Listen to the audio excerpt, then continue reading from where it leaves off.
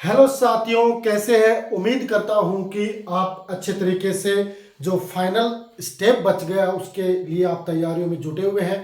निश्चित रूप से आपने जो पिछले 8 से 10 महीनों तक जो कड़ी मेहनत की है उसका फल अब अपने को मिलने वाला है।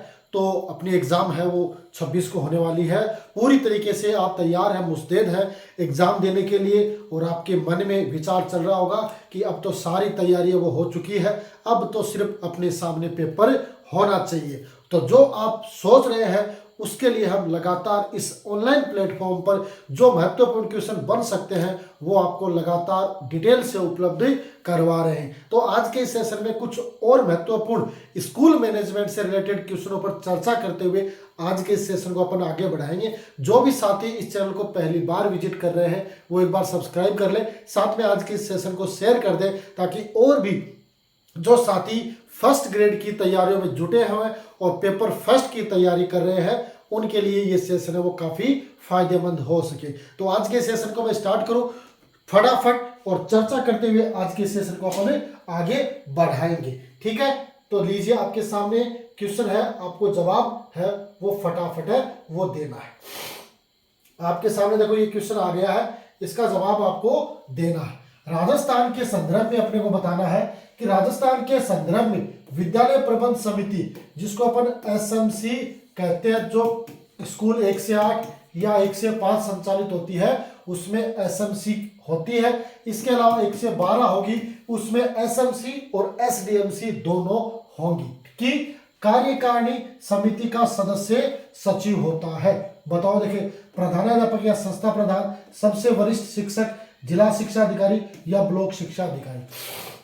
देखो ये होती है एसएमसी, क्या होती है एसएमसी, और ये होती है एसडीएमसी, है ना। इनकी बैठक है वो प्रत्येक माह की अमावस्या को आयोजित की जाती है और उसमें जो सदस्य संख्या है उन सब की उपस्थिति वैसे तो अनिवार्य होती है। एसएमसी होता है उसमें अध्यक्ष होता है ना, कोई भी अभिभावक, है ना। यानी स्कूल का सदस्य इसमें क्या होता है, अध्यक्ष नहीं होता है। स्कूल के जो मेंबर है वो तो इसके क्या होते हैं, सदस्य होते हैं। और सदस्य सचिव कौन होता है, सदस्य सचिव होता है, सदस्य सचिव कौन होता है स्कूल का, भाई संस्था प्रधान कोई भी है या प्रधानाध्यापक, है ना, वो कौन होता है, इसका सदस्य सचिव है वो होता है। एसडीएमसी की बात करें तो एसडीएमसी का जो अध्यक्ष होता है वो होता है संस्था प्रधान या प्रधानाचार्य। संस्था प्रधान में कई बार क्या होता है, चार्ज होता है किसी व्यक्ति के पास, तो संस्था प्रधान है कोई भी हो सकता है, प्रिंसिपल भी हो सकता है। और सचिव कौन होता है, सचिव होता है वरिष्ठ व्याख्याता, है ना। और या वाइस प्रिंसिपल भी सचिव हो सकता है, क्योंकि वर्तमान में आपने देखा होगा कि शिक्षा विभाग में एक नया इनोवेशन वो किया गया है। और जो आपकी पीओ स्कूल है या जिन स्कूलों का नामांकन 275 स्कूल विद्यार्थियों से ज्यादा है, 275 से ज्यादा है, या पीओ है या यूसीओ है, वहां पर वाइस प्रिंसिपल की पोस्ट है वो क्रिएट की है। और वाइस प्रिंसिपल के जो उसके अधिकार और जो ड्यूटीज वो बताई है उन्हें वो सचिव भी बताया गया, एसडीएमसी का सचिव भी बन गया। प्रिंसिपल है तो वाइस प्रिंसिपल सचिव है, और नहीं है तो वरिष्ठ व्याख्याता है तो सचिव होगा। पूछा एसडीएमसी का, पूछा सचिव कौन होगा, संस्था का संस्था प्रधान या प्रधानाध्यापक, उसका क्या होगा, सदस्य सचिव है वो। ठीक है, यहाँ तक बढ़े आगे। अगला क्वेश्चन बताओ, देखिए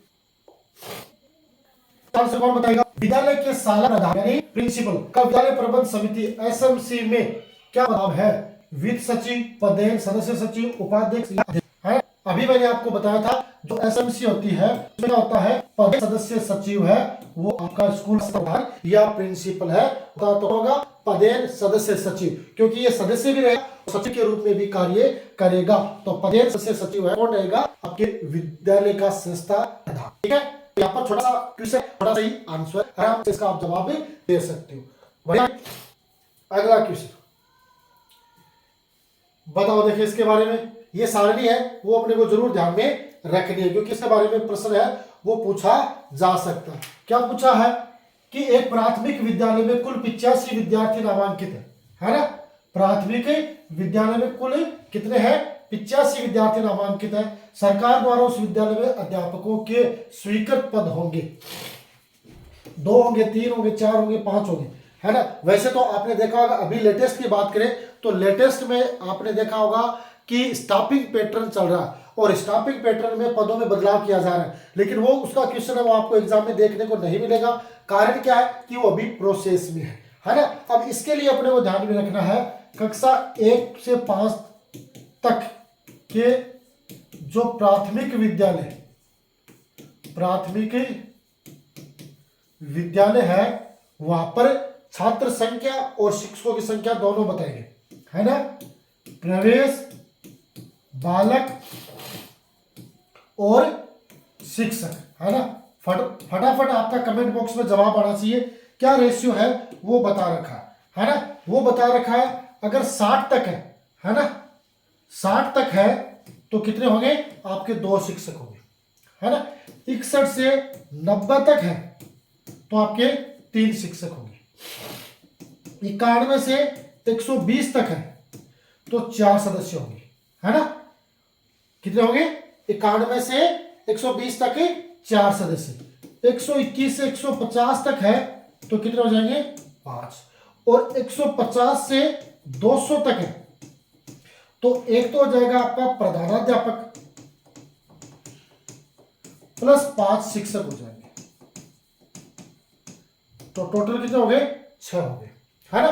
और अगर 200 से ऊपर है, 200 से ऊपर है तो आपको पता है कि जो आइडियल रेशियो कितना है, प्रधानाध्यापक यानी प्रधानाध्यापक को छोड़ते हुए शिक्षक और विद्यार्थियों का जो अनुपात है वो 40 से अधिक नहीं होगा। तो यहां पर पूछा 61 से 90 तो 3 होंगे, है ना। तो इसमें आपका आंसर क्या होगा 20 का आंसर हो जाएगा। क्या हो जाएगा 20 का आंसर हो जाएगा कि अगर आपके विद्यालय में 85 विद्यार्थी है तो आपके कम से कम वहां पर 3 शिक्षक तो होने ही चाहिए, है ना। वैसे तो देखो पैटर्न दे रखा है, आपको पता ही होगा कि जो महात्मा गांधी स्कूल है उनमें आपने देखा कि L1 में 5 शिक्षक रहेंगे, L2 में आपके रहेंगे, है ना। सेकंड ग्रेड के 4 रहेंगे और फर्स्ट ग्रेड में संकाय वाइज जो संकाय है उसके अनुसार है वो आपके शिक्षक है वो लगाए गए, है ना। मेन क्या आता है, मेन होता है आपकी प्रारंभिक शिक्षा।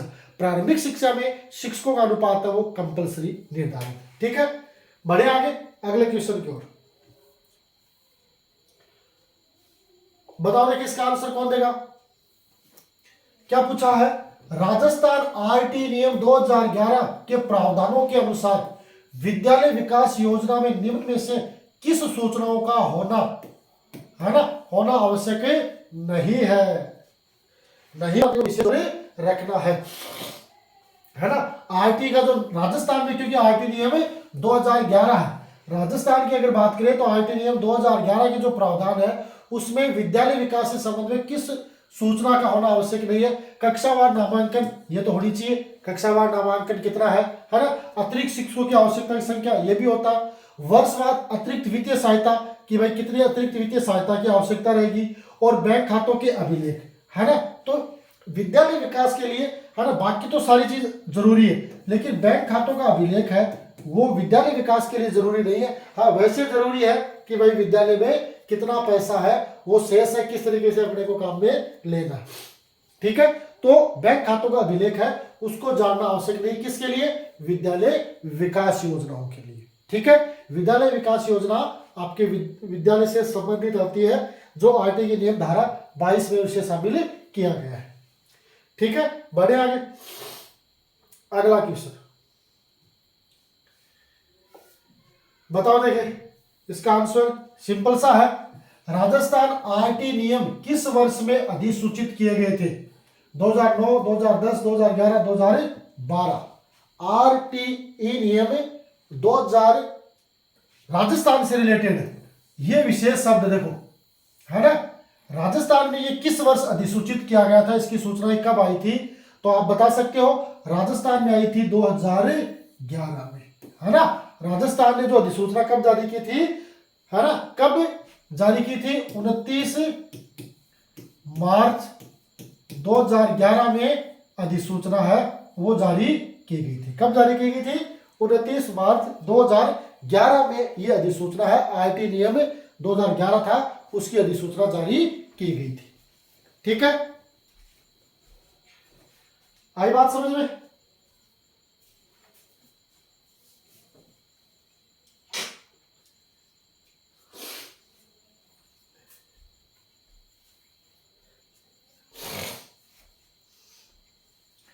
बढ़े आगे, अगला क्वेश्चन।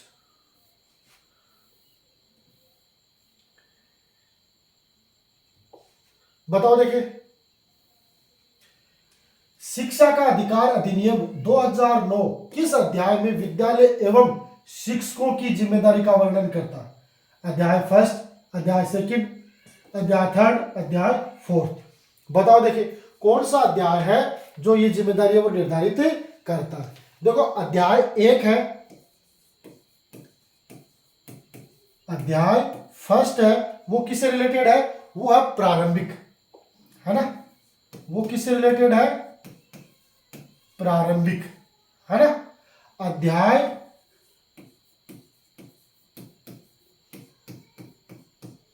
दो है, वो किसको है? निःशुल्क और अनिवार्य शिक्षा। निःशुल्क एवं अनिवार्य शिक्षा का अधिकार, ये आपका अध्याय 2 है। किससे है? निःशुल्क एवं अनिवार्य शिक्षा का अधिकार, अध्याय 2 है। अध्याय 3 किससे रिलेटेड है? अध्याय 3 किससे रिलेटेड है? समुचित सरकार, समुचित सरकार, स्थानीय प्राधिकारी, है ना? समुचित सरकार, स्थानीय प्राधिकारी एवं व माता पिता व संरक्षक के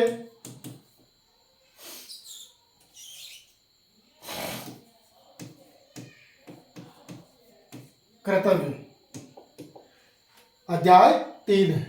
अध्याय 4 किससे रिलेटेड है?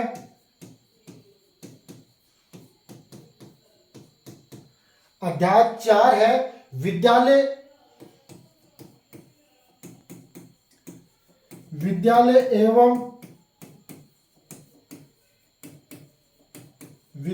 एवं शिक्षकों के दायित्व,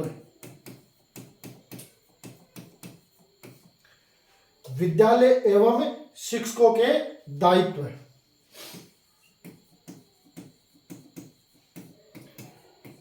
अध्याय 5 किससे है? प्रारंभिक शिक्षा,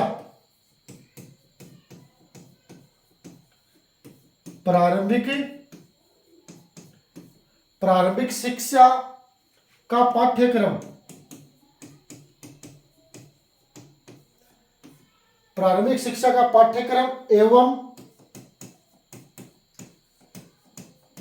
उसको पूरा किया जाना, ये किससे रिलेटेड है? ये आपके अध्याय 5 से है।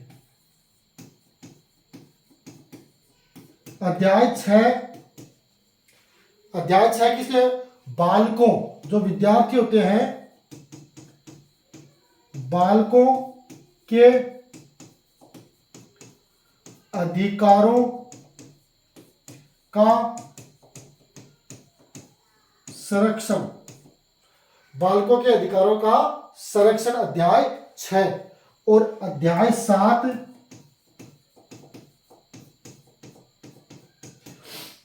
ये किससे है? प्रकीर्ण, ये अध्याय 7 है ना? तो ये अपने को विशेष रूप से इन अध्यायों के बारे में पता होना चाहिए। अब ये पूछा विद्यालय एवं शिक्षकों की जिम्मेदारी, तो ये आपका अध्याय 4 विद्यालय और शिक्षकों का दायित्व है, तो अध्याय 4 है, डी इसका आंसर हो जाएगा। अब इनमें से कोई भी क्वेश्चन है वो आपसे पूछा जाता है तो आपका क्वेश्चन है वो गलत नहीं होना चाहिए, क्योंकि ये अध्याय है ना। इसके अलावा जो पिछले सेशन लिए हैं उसमें मैंने आपको अनुसूची, क्योंकि इस नियम में टोटल आपके 7 अध्याय है, 39 अनुसूची है और आपकी 39 धाराएं, 1 अनुसूची है। तो मैंने आपको अनुसूची के बारे में बताया है, जिसमें शिक्षकों की संख्या का निर्धारण है, नंबर ऑफ टाइम्स जो पीरियड्स है वो निर्धारित, कितने पीरियड लेने हैं, हॉवर्स निर्धारित है, वो सारे अनुसूची में बताए हैं, अध्याय बताए हैं और साथ में धाराएं बताई कि ये धाराएं आपकी महत्वपूर्ण है। तो आप जरूर उनका रिवीजन करके जाएं कि क्वेश्चन आता है तो आपका क्वेश्चन है वो सही हो जाए। ठीक है, तो ये आपका आंसर हो जाएगा डी। बढ़े आगे, अगला क्वेश्चन बताओ। देखिए, एक ऐसी धारा है जो ये कहती है कि शिक्षकों को कभी भी गैर शैक्षणिक कार्यक्रमों में नहीं लगाया जाए, है ना। आरटीई अधिनियम 2009 की धारा जो 27 है ना, धारा 27 के अनुसार शिक्षकों को निम्न में से किस कार्य में नहीं लगाया जाता। धारा 27 है वो क्या प्रतिबंधित करती है कि शिक्षक गैर शैक्षणिक या गैर शैक्षिक कार्यक्रम में, है ना, गैर शैक्षिक कार्यक्रम में शिक्षकों की भागीदारी का क्या करती है, प्रतिषेध,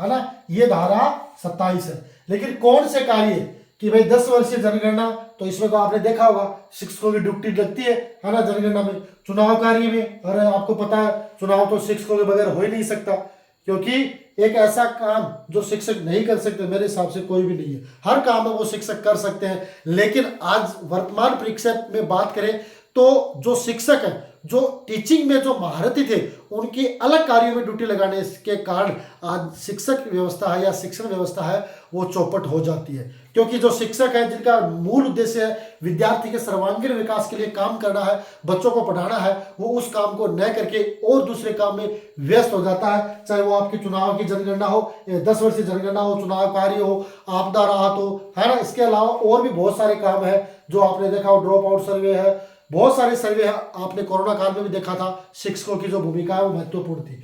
तो आपदा राहत कार्यों में इनमें भी शिक्षक है, उनकी ड्यूटी लग सकती है।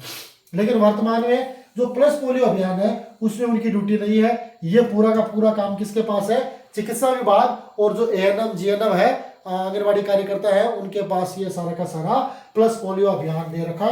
तो अभी तक इस काम से फ्री रखा गया, बाकी ये काम है वो शिक्षकों के द्वारा करवाए जा रहे हैं, कहीं कोई दिक्कत नहीं है। अभी भी आपने देखा होगा पाकिस्तान और भारत का जब युद्ध हुआ था तो उसमें भी इस तरीके की सूचनाएं मांगी गई थी कि जो भूतपूर्व सैनिक जो वर्तमान में शिक्षा विभाग में सेवाएं दे रहे हैं उनके वापस, है ना, ये मांगे गए थे कि अगर वॉलेंटियर के रूप में उनकी आवश्यकता होती है तो उनको काम में लिया जा सकता है। तो एक काम है प्लस पोलियो अभियान, उसमें नहीं है। बाकी धारा 27 ये कहती है कि शिक्षकों को मेन उद्देश्य शिक्षण कार्य उसी में लगाना चाहिए, जो गैर शैक्षणिक कार्य है उनमें संलग्न नहीं करना चाहिए। लेकिन सरकार की व्यवस्था है, बहुत सारे काम ऐसे हैं जो शिक्षकों के बगैर नहीं हो सकते और उनमें उनको ड्यूटी देनी पड़ती है। ठीक है, तो ये इसका अलग काम हो जाएगा। अगला क्वेश्चन बताओ। देखिए, ऐसे बालक जो अनुसूचित जाति, अनुसूचित जनजाति अथवा सामाजिक व शैक्षणिक पिछड़े वर्ग से संबंधित है उन्हें परिभाषित किया गया दुर्बल वर्ग में, विशिष्ट पिछड़ा वर्ग में, गरीबी रेखा से नीचे या अलाभित या असुविधाओं से, है ना। अनुसूचित जाति और अनुसूचित जाति या सामाजिक और शैक्षणिक पिछड़े वर्ग से, ध्यान रखना, अनुसूचित जाति है, अनुसूचित जनजाति है और आर्थिक दृष्टि से, है ना, सामाजिक और शैक्षणिक पिछड़े वर्ग से संबंधित है, उनको अपन क्या कहते हैं, उनको कहते हैं अलाभित या असुविधाग्रस्त समूह, है ना। जिसमें आपके अनुसूचित जाति आते हैं, अनुसूचित जनजाति आते हैं, सामाजिक या शैक्षिक रूप से जो पिछड़े वर्ग है वो आते हैं, है ना। इसके अलावा जो निःशक्त बालक है, डिसेबिलिटी वाले, वो इसमें शामिल होते हैं, है ना। ये सामाजिक है वो किसी भी आधार पे हो सकता है, भाषा के आधार पे होता है, लिंग के आधार पर, भौगोलिक, आर्थिक, सांस्कृतिक, किसी भी आधार से उनका पिछड़ापन होते हैं वो होते हैं। और दुर्बल वर्ग वो होते हैं जिनकी जो आय है वो 2.5 लाख से कम है, जिसकी आय है वो 2.5 लाख रुपए से कम है, वो आपके किस में आते हैं, दुर्बल वर्ग के बालक आते हैं। ऐसे विद्यार्थी जिनके माता पिता की आय है वो 2.5 लाख रुपए से कम है, वो आपके दुर्बल है उस वर्ग की कैटेगरी में आते हैं। ठीक है, ओके, बढ़े आगे। अगला क्वेश्चन बताओ, देखिए राजस्थान आरटी नियम में कितने भाग व कितनी धाराएं है ना। अब देखो 8 और 20, 10 और 29, 10 और 30, 8 और 29। अब ये प्रश्न पढ़ते ही आप कंफ्यूज हो जाओगे कि भाई आरटी नियम में मैंने तो ये पढ़ा है कि भाई आपके 7 अध्याय हैं, 39 धाराएं हैं, 1 अनुसूची है, लेकिन ये आरटी नियम लागू होता है भारत सरकार का, है ना, केंद्र सरकार के द्वारा लागू होता है। अब हर राज्य ने अपने अपने हिसाब से इनमें संशोधन करके इसको लागू किया गया है। तो राजस्थान में आरटी नियम जिसको 2011, है ना, कितनी तारीख को आपको पता है, कितनी तारीख को उसको जारी किया गया था, है ना, 29 मार्च 2011 को ये नियम जारी किया गया था। उसमें आपके कितने थे, उसमें 10 भाग और 29 धाराएं थी। राजस्थान की बात हो रही है, राजस्थान में कितने हैं, 10 भाग और 29 धारा राजस्थान आरटीई का नियम है उसमें, है ना, जो 29 मार्च 2011 को जिसको लागू किया गया था। ठीक है, यहां तक ओके, बढ़े आगे। अगला क्वेश्चन बहुत ही आसान है, कोई दिक्कत नहीं है। क्या पूछा है, निःशुल्क एवं अनिवार्य शिक्षा अधिकार 2009 में आयु वर्ग के बालकों को निःशुल्क और अनिवार्य शिक्षा सुनिश्चित करता है। 3 से 8, 6 से 14, 6 से 16, 6 से 12। तो देखो देखते ही पता चल गया आपको, ये तो आपको एकदम कहते हैं ना कंठस्थ हो गया, पूरी रट लिया आपने। जो शैक्षणिक प्रबंध है, स्कूल मैनेजमेंट है, पूरा रट लिया। कितना होगा, 6 से 14 वर्ष तक की आयु के बालक। ठीक है, अगला क्वेश्चन बताओ, देखिए शिक्षा का अधिकार अधिनियम के अनुसार एक विशेष कक्षा के अंदर बच्चों का नामांकन किसके आधार पर प्रस्तावित है ना। बच्चों की उम्र, बच्चों की क्षमता, माता पिता की शिक्षा, बच्चों की सामाजिक आर्थिक स्थिति, है ना। विशेष कक्षा के अंदर, जैसे मान लो कोई बच्चा है जिसकी उम्र मान लो 12 साल हो गई, है ना, 12 साल हो गई, अभी तक वो शिक्षा से नहीं जुड़ा हुआ है ना, शिक्षा से नहीं जुड़ा, तो उसका एडमिशन किसके अनुसार होगा, आयु के अनुसार होगा, है ना। क्योंकि वर्तमान में आपको पता है कि एक बालक है वो 6 वर्ष, लेटेस्ट शिक्षा नीति की बात करें तो 6 वर्ष का उसका पहली क्लास में एडमिशन होगा। तो 12 वर्ष का है तो वो कम से कम पांचवी या छठी क्लास में होना चाहिए, है ना, 5वीं या 6ठी क्लास में होना चाहिए। तो उसका एडमिशन किसके आधार पर होगा, बच्चे की उम्र के आधार पर होगा। और अगर वो बच्चा ज्ञान अर्जित नहीं कर पा रहा है तो उसकी रेमिडियल क्लास लगानी पड़ेगी, विशेष शिक्षण व्यवस्था उसको उपलब्ध करवा के और बच्चों के समकक्ष उसको लेके आना पड़ेगा, उसका लेवल है वो उसके स्तर का लेके आना पड़ेगा। इसलिए ये नियम बनाया गया कि कोई भी बच्चा वो ड्रॉप आउट नहीं हो, हर बच्चा स्कूल जाए, लगातार स्कूल जाएगा तो वो कुछ न कुछ जरूर सीखेगा। ठीक है, तो बच्चे की उम्र के अनुसार उसका एडमिशन होना चाहिए। बताओ, देखिए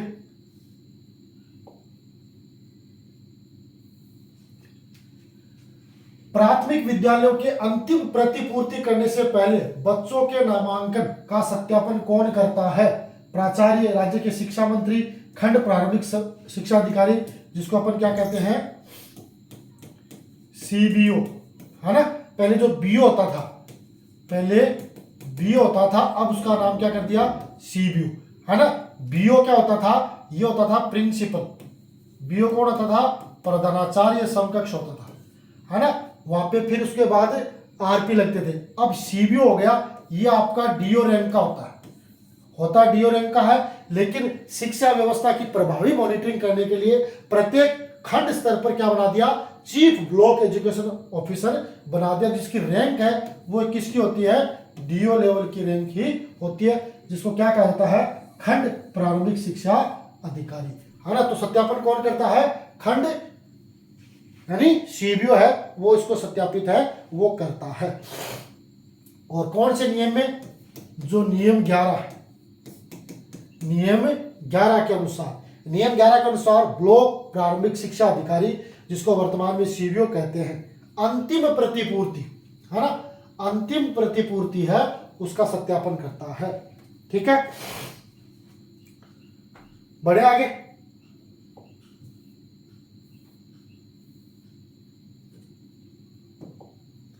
बताओ, देखिए इसका आंसर आरटीई, राजस्थान आरटीई नियम 2011 के अनुसार प्रतिपूर्ति वर्ष में 2 बार सिद्ध की जाएगी।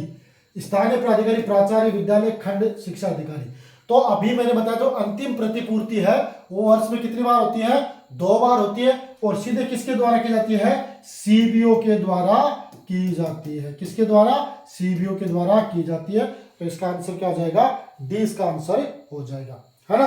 2 बार होती है, एक तो होती है अप्रैल से सितंबर, है ना, एक तो अप्रैल से सितंबर, और दूसरी होती है सितंबर से आपका जो भी शैक्षणिक सत्र होता है ना, सितंबर से